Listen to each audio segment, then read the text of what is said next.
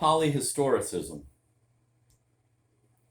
In discussing his novels, Brock rejects the aesthetic of the, quote, psychological, end of quote, novel in favor of the novel he calls, quote, gnosiological, end of quote, or, quote, polyhistorical, end of quote.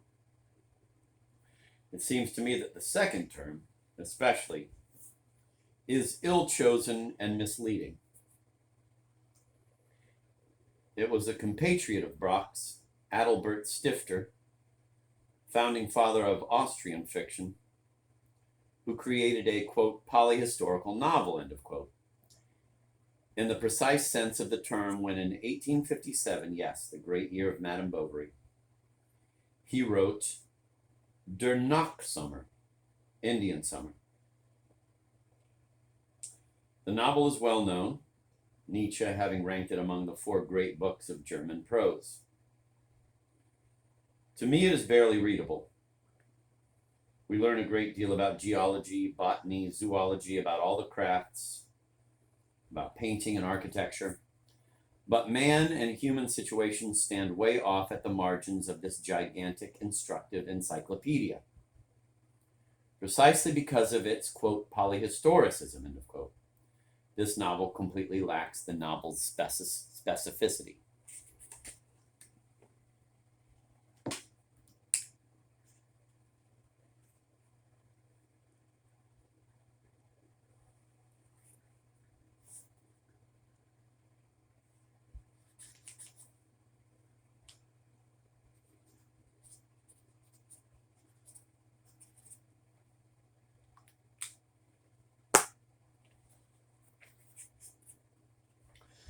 Now, this is not the case with Brock.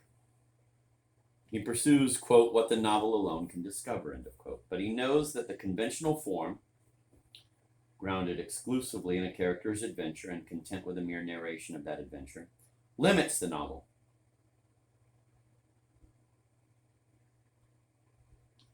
Reduces its cognitive capacities.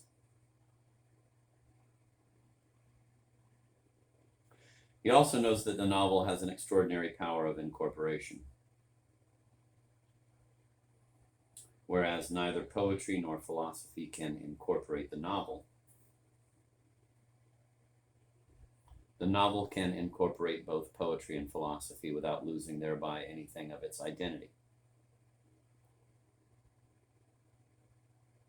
which is characterized, we need only recall Rabelais and Cervantes, precisely by its tendency to embrace other genres, to absorb philosophical and scientific knowledge. So in Brock's perspective, the word, quote, polyhistorical, end of quote, means marshaling all intellectual means and all poetic forms to illuminate, quote, what the novel alone can discover, end of quote, man's being. This, of course, implies a profound transformation of the novel's form.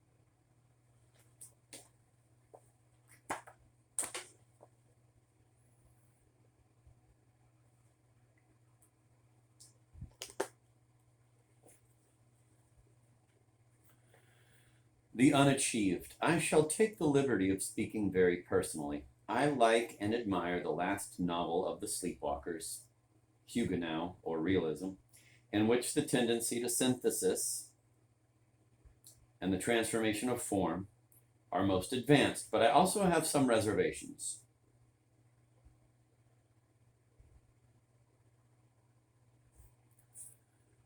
The polyhistorical purpose demands a technique of ellipsis that Brock has not completely worked out.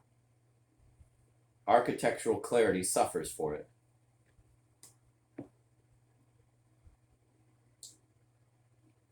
The several elements, verse, narrative, aphorism, reportage, essay, remain more juxtaposed than blended into a true, quote, polyphonic, end of quote, unity.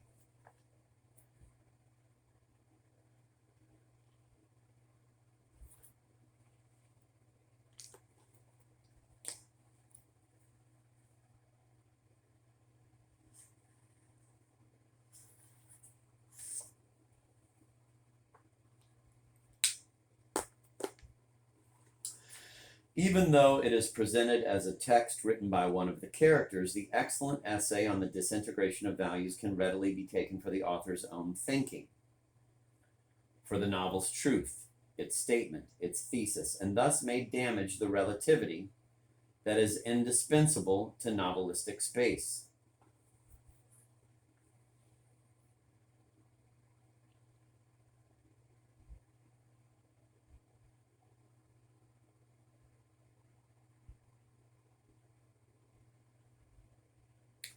All great works, precisely because they are great, contain something unachieved.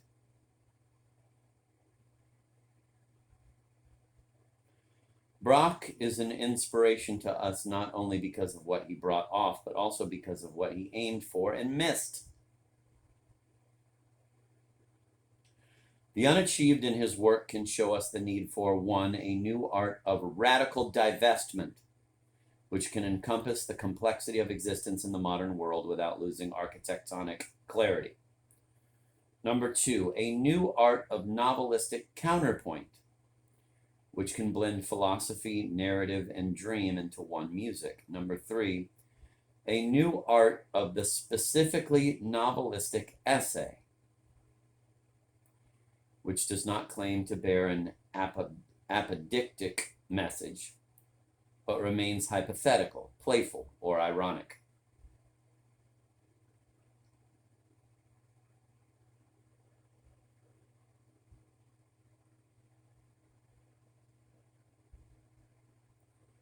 I'm going to read that paragraph again. All great works, precisely because they are great, contain something unachieved.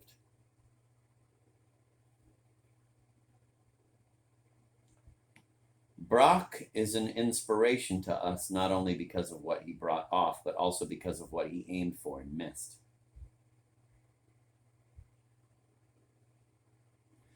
The unachieved in his work can show us the need for, one, a new art of radical divestment,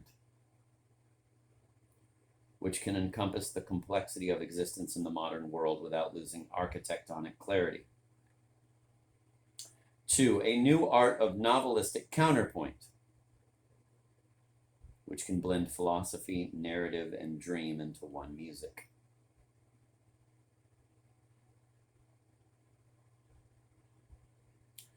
Number three, a new art of the specifically novelistic essay, which does not claim to bear an apodictic message but remains hypothetical, playful, or ironic.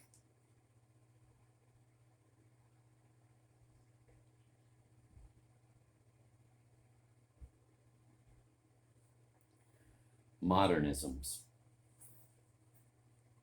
Of all the great novelists of our time, Braque is perhaps the least known. It is not so hard to understand why.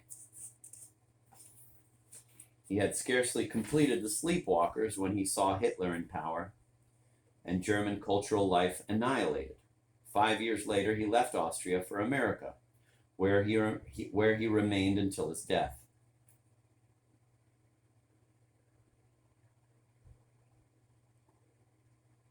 In such conditions, his work, deprived of its natural audience, deprived of contact with a normal literary life, could no longer play its proper role in its time. Gather to itself a community of readers, supporters, and connoisseurs, create a school, influence other writers. Like the work of Musil and Grombowitz, it was rediscovered after a long delay and after its author's death by those who, like Braque himself, were possessed by the passion for the new form. In other words, who were, quote, modernist, end of quote, in orientation, but their modernism did not resemble Braque's. Not that it was later, more advanced, it was different in its roots, in its attitude toward the modern world, in its aesthetic. That difference brought about a certain embarrassment. Braque, like Miesel, like Grombolwitz, was seen as a great innovator, but one who did not conform to the current and conventional image of modernism. For in the second half of this century, we must reckon with the modernism of fixed rules, the modernism of the university, establishment modernism, so to speak.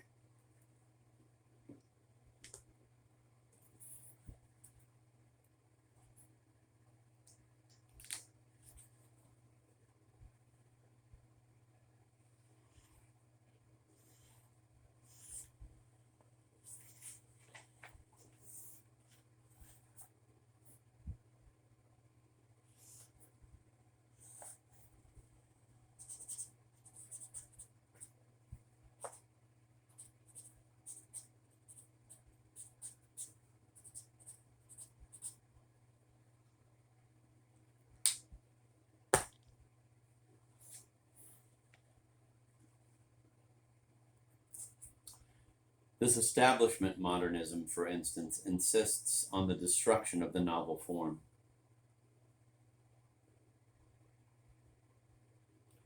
In Braque's perspective, the possibilities of the novel form are far from being exhausted. Establishment modernism would have the novel do away with the artifice of character.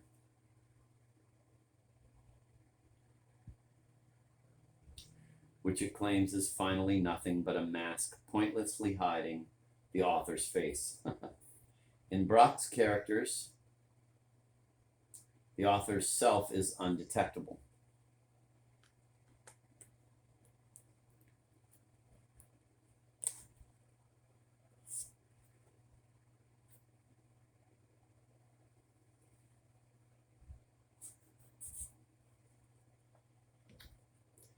Establishment modernism has proscribed the notion of totality.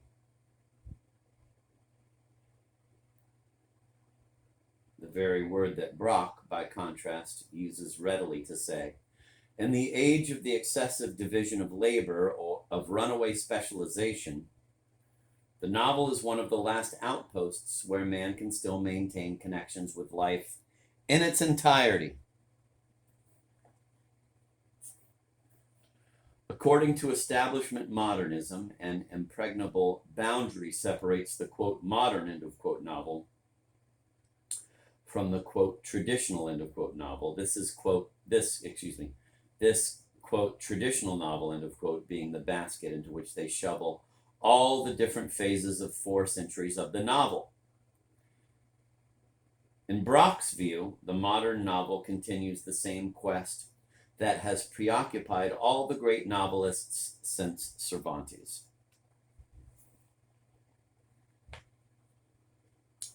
Behind establishment modernism, there is a residue of ingenuous eschatological belief that one history ends and another better one begins, founded on an entirely new basis. In Braque, there is the melancholy awareness of a history drawing to a close in circumstances that are profoundly hostile to the evolution of art and of the novel in particular.